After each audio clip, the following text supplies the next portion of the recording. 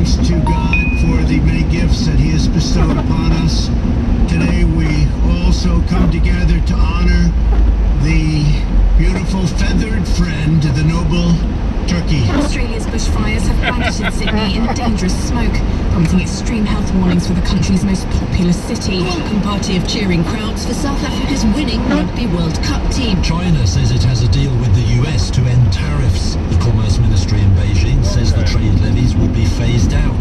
No timeline was given for the move. Czech scientists are experimenting with growing food for future missions to Mars. Authorities in Iran say that at least one person has died during protests against the government's decision to raise gas prices. During the first live televised debate of Britain's election, Prime Minister Boris Johnson and his rival, opposition leader Jeremy Corbyn, agreed to improve the tone of Britain's political debate when they shook on it. There's a new video streaming service geared to children that is faith-based. The creators of Mino say it counters some of the messages on some of the more popular video apps and services for kids. And we had Eric Goss from Mino on our program last year, so we got a chance to introduce that to you as well.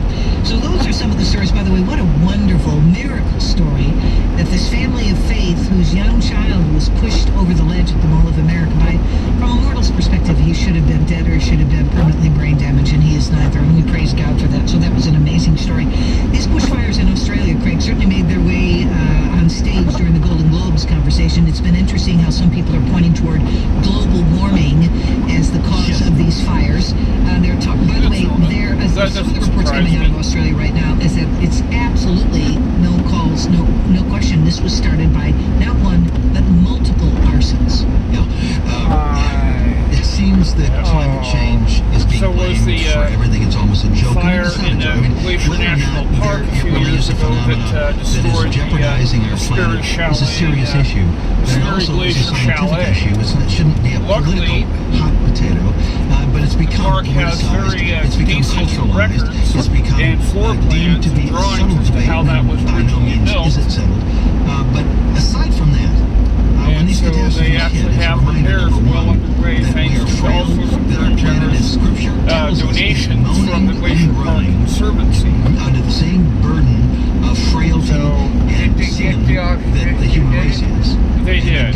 Yeah, they did. They do have it, which is really a surprise. Usually proving an arson case and getting the one who did it is almost the darn earth and near the environment. impossible to do.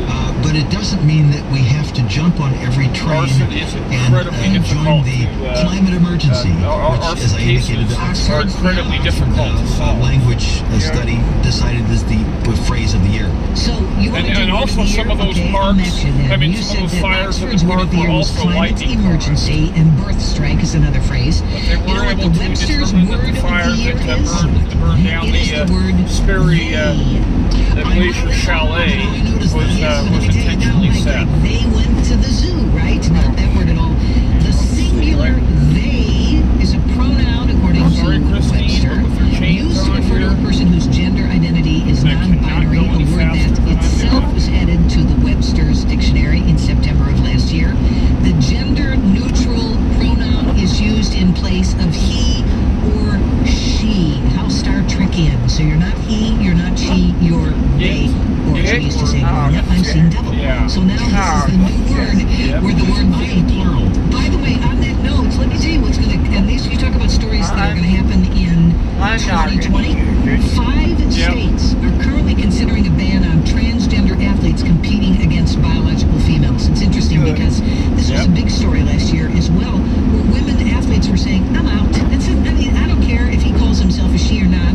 I'm competing against a man. His bone structure and his legs are different. It isn't fair for track and field. You know, he's got different muscles. I thought science was our friend, right? So, you know, those who believe in this transgender movement, suddenly, and a lot of them are proponents of science versus Christianity and the Bible and everything else. But now suddenly science is an inconvenient truth, isn't it? Because biology is not their friend. So, according to the Wall Street Journal, legislation has been introduced or pre-filed in, if this is your state, stand up and share, New Hampshire, Washington, Georgia, Tennessee, and Missouri, and it would attempt to keep female sports competitions to be there. Female, meaning you have to be biologically female. So again, who'd have thunk you'd have to introduce legislation